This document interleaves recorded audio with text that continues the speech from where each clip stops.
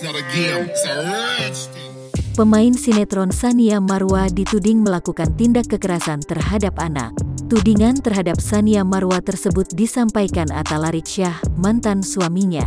Tsania Marwa diduga melakukan tindak kekerasan terhadap anak-anaknya saat ikut Pengadilan Agama Cibinong, Kabupaten Bogor, melakukan eksekusi hak asuh anak.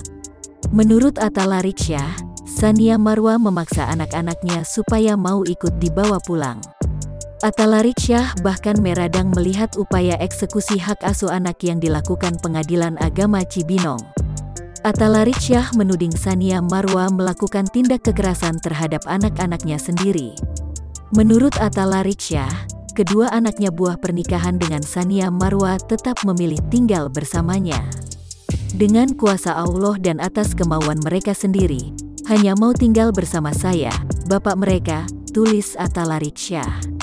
Atta Laritsyah menyebutkan, anak-anaknya adalah korban kezaliman dari agenda Pengadilan Agama Cibinong.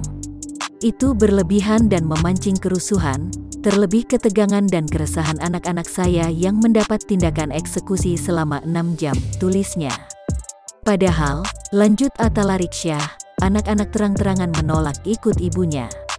Anak-anak tumbuh di rumah yang nyaman walaupun orang tuanya bercerai, tulis Atta Laritsyah.